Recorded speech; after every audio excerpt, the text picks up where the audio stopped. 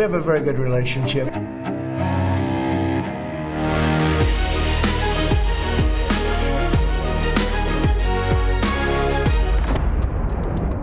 ये ईरान के कुवैत के ऑयल इंस्टॉलेशन पर हमले की सबसे ताजा तस्वीर है।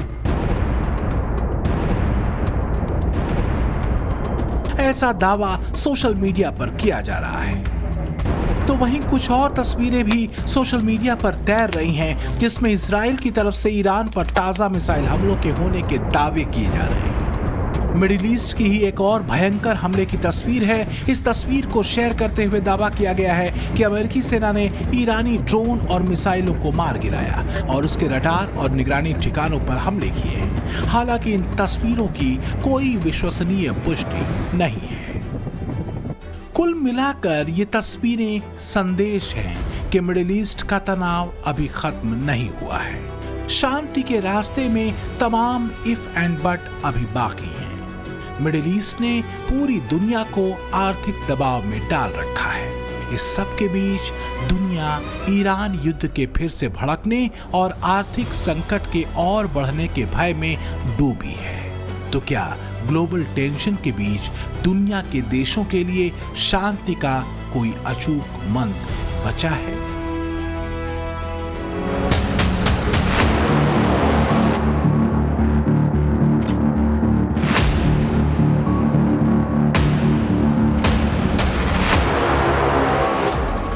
मोदी 15 जून से फ्रांस के दौरे पर हैं। अपने दोस्त और फ्रांस के राष्ट्रपति इमैनुअल मैक्रों के विशेष निमंत्रण पर G7 की बैठक का हिस्सा बनने। जाहिर है ग्लोबल टेंशन के बीच मोदी मंत्र की दरकार दुनिया को है, जो सीधा, सपाट और सरल है। वैश्विक तनाव के बीच मित्रता का सूत्र, परस्पर सहयोग और परस्पर हित, वैश्विक शांति और स्थिरता पर जोर, आतंकवाद के विरुद्ध एकजुटता का सूत्र और एक ध्रुवीय विश्व नहीं बल्कि बहुध्रुवीय विश्व और विदेश नीति की स्वायत्तता पर दृढ़ता। सब कहते हैं 21वीं सदी भारत की सदी है। आज विश्व बंधु के रूप में भारत दुनिया को नया भरोसा दे रहा है। भारत की ग्रोइंग कैपेबिलिटीज ने पूरी दुनिया को स्टेबिलिटी और प्रॉस्पेरिटी की उम्मीद दी है। New emerging multipolar world order में भारत को एक मजबूत पिलर के रूप में देखा जा रहा है।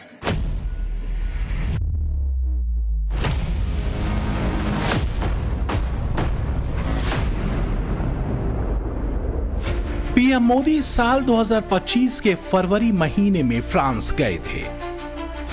हालांकि इमैनुअल मैक्रों से उनकी मुलाकात इसी साल 17 से 19 फरवरी को भारत में हुई थी। मैक्रों भारत की 3 दिवसीय आधिकारिक यात्रा पर आए थे।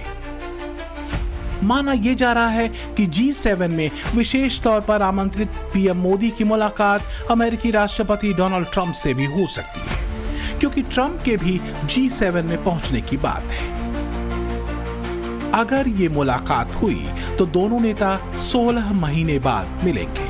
इन 16 महीनों में भारत और अमेरिका के बीच बहुत कुछ बदल चुका है। इसमें भारत पर ट्रंप के 50% भारी अवैध टैरिफ से लेकर उनकी पाकिस्तान परस्त नीति, ट्रेड डील पर खींचतान और ऑपरेशन सिंदूर पर बेसिर पैर के बयान और झूठ तक शामिल रहे हैं।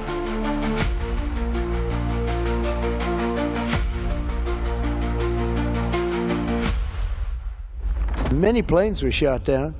It was all out, and I called them. I said, "Listen, I'm not doing trade deals with you two guys if you don't settle this up." They said, "No, no, no. That has both of them. They didn't want to do that." I said, "No, it has to. If you don't do it, I'm not doing a trade deal. We're not doing a trade deal." अब वही Trump एक बार फिर मोदी की प्रशंसा में डूबे हैं।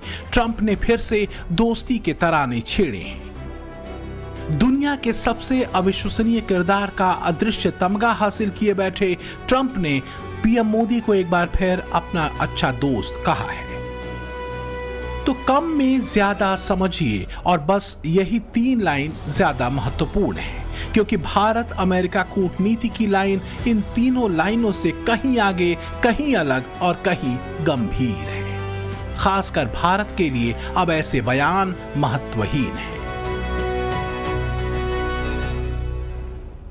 Well, we have it, and look, India for years has, and I don't blame them, I blame us because we had stupid people here.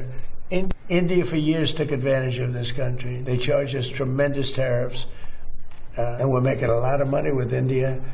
But we'll get to a deal because I like your Prime Minister a lot. He's a good friend of mine. Get along great, and we're going to make a deal. We have a very good relationship. Trump जानते हैं कि दुनिया में उनकी खींची line छोटी और बहुत छोटी हो चुकी है। ईरान ने उन्हें जिस तरह नापा है, उसके बाद अमेरिकी हिपोक्रेसी और दादागिरी की हवा निकल चुकी है। We have a very good relationship.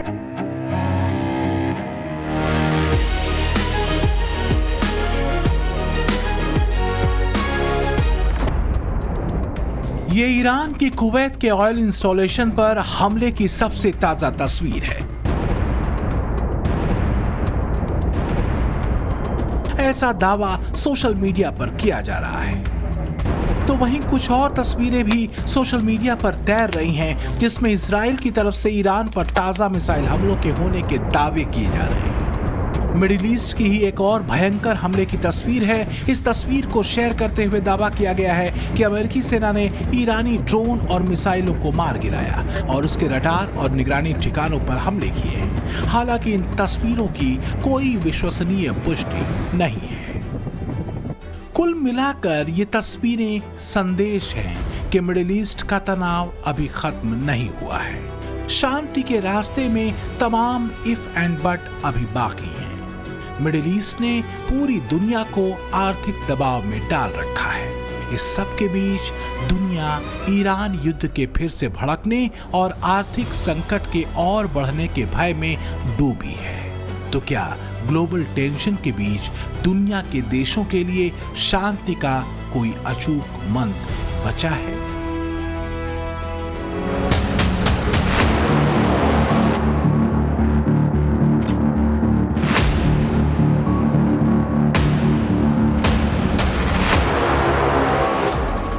Modi 15 जून से फ्रांस के दौरे पर हैं, अपने दोस्त और फ्रांस के राष्ट्रपति इमैनुअल मैक्रों के विशेष निमंत्रण पर G7 की बैठक का हिस्सा बनने। जाहिर है ग्लोबल टेंशन के बीच मोदी मंत्र की दरकार दुनिया को है, जो सीधा, सपाट और सरल है। वैश्विक तनाव के बीच मित्रता का सूत्र, परस्पर सहयोग और परस्पर हित, वैश्विक शांति और स्थिरता पर जोर, आतंकवाद के विरुद्ध एकजुटता का सूत्र और एक ध्रुवीय विश्व नहीं बल्कि बहुध्रुवीय विश्व और विदेश नीति की स्वायत्तता पर दृढ़ता। सब कहते हैं 21वीं सदी भारत की सदी है। आज विश्व बंधु के रूप में भारत दुनिया को नया भरोसा दे रहा है। भारत की ग्रोइंग कैपेबिलिटीज ने पूरी दुनिया को स्टेबिलिटी और प्रॉस्पेरिटी की उम्मीद दी है। New emerging multipolar world order में भारत को एक मजबूत पिलर के रूप में देखा जा रहा है।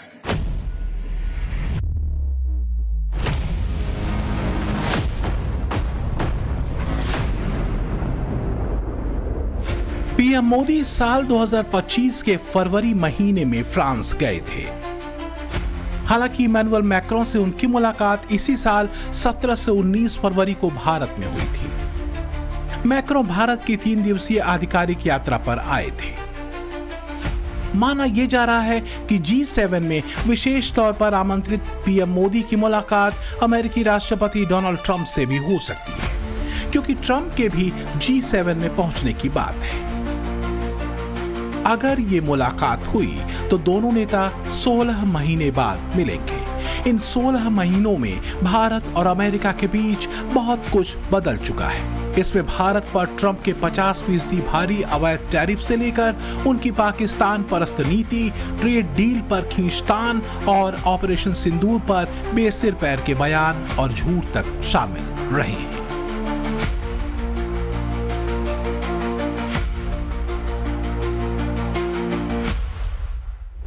Many planes were shot down. It was all out, and I called them. I said, "Listen, I'm not doing trade deals with you two guys if you don't settle this up." They said, "No, that has both of them." They didn't want to do that. I said, "No, it has to. If you don't do it, I'm not doing a trade deal. We're not doing a trade deal." अब वही Trump एक बार फिर मोदी की प्रशंसा में डूबे हैं। Trump ने फिर से दोस्ती के तराने छेड़े हैं। दुनिया के सबसे अविश्वसनीय किरदार का अदृश्य तमगा हासिल किए बैठे ट्रंप ने पीएम मोदी को एक बार फिर अपना अच्छा दोस्त कहा है। तो कम में ज्यादा समझिए और बस यही 3 लाइन ज्यादा महत्वपूर्ण है, क्योंकि भारत अमेरिका कूटनीति की लाइन इन तीनों लाइनों से कहीं आगे, कहीं अलग और कहीं गंभीर है। खासकर भारत के लिए अब ऐसे बयान महत्वहीन हैं। Well, we have it, and look, India for years has, and I don't blame them, I blame us because we had stupid people here. India for years took advantage of this country. They charged us tremendous tariffs, and we're making a lot of money with India. But we'll get to a deal because I like your Prime Minister a lot. He's a good friend of mine. Get along great, and we're going to make a deal. We have a very good relationship.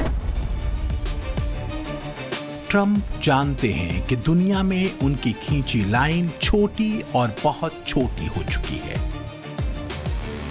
Iran ने उन्हें जिस तरह नापा है, उसके बाद अमेरिकी hypocrisy और दादागिरी की हवा निकल चुकी है।